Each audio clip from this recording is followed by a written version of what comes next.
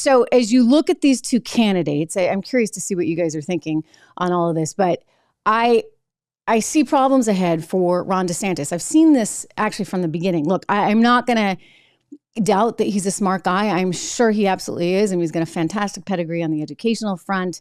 He is Harvard, Yale. There you go. Establishment, right? Well, Trump went to UPenn, to Wharton.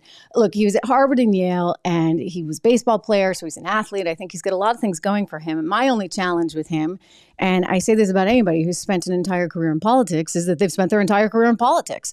And so it's hard, at least for me, to see, like, okay, are they going to come at it from a different angle? The angle he has been approaching this primary has been basically, okay, let me be Trump 2.0. You can't be Trump 2.0. Really and truly. Like, I just need to make that very clear. Like, there was one Donald Trump, and you can't really copy that. It doesn't feel authentic. It doesn't seem genuine. He doesn't have the sense of humor. He doesn't have the, occasional moment of empathy. And so it just comes across, dare I even say, and for anybody who's a DeSantis fan out there, I'm saying this for his own good, because he needs to understand where his weaknesses are. He doesn't come across as likable, right?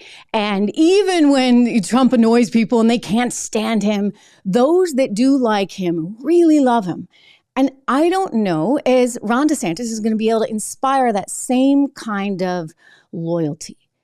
And so consequently, he's out there, and I suspect will ultimately become, look, I could be wrong. Anything could happen in politics. We'll see. It's a day by day, hour by hour situation. But I suspect he's going to be a little bit of a sacrificial lamb, because he's going to lose the base of the party, which maybe he could have kept if he had just sort of stayed the course and said, let me finish out as the governor of Florida. Let me do everything I can to win all that I can for Florida and to see the economic success of that state through.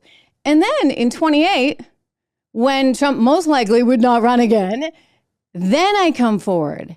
And maybe I even sort of get an anointment from him, right? Like, he could be the kingmaker, if you would. Donald Trump could say, you know what? I'm going with Ron DeSantis.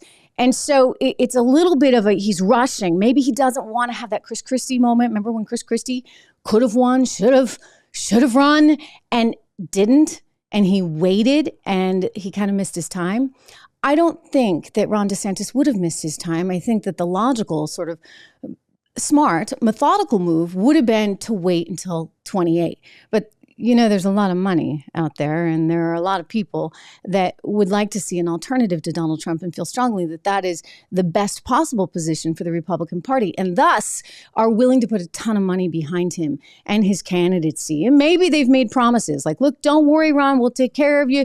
If this doesn't work out, you're still set. You have job security, financial security, whatever. I don't know what kind of deals they had to make, but I do think he's making a personal mistake. I mean, look, if you think Donald Trump is bad for the country and you want to run because of that, because you really do believe that you're the alternative, then I guess it's a good, generous, kind of altruistic move, right? Because you're mixing it up and getting some new blood in there. The only thing is, he's not really mixing it up. I mean, everything that he says feels like it's just an echo of what Trump has said.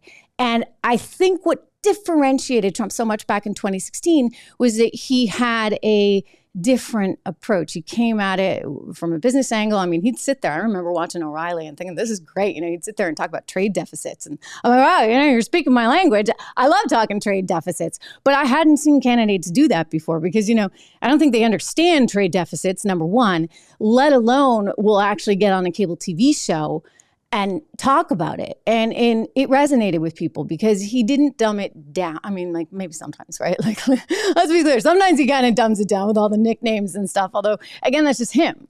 So that's why I just think he is incredibly difficult to beat. I'm not surprised by the latest poll. And for those of you that love DeSantis, it's tough to see someone get like so badly railroaded, which I think he will be. Again, like I said, anything could happen. And hey, if the Democrats get their way, they're going to lock Donald Trump up forever, right? And we'll go full on banana republic.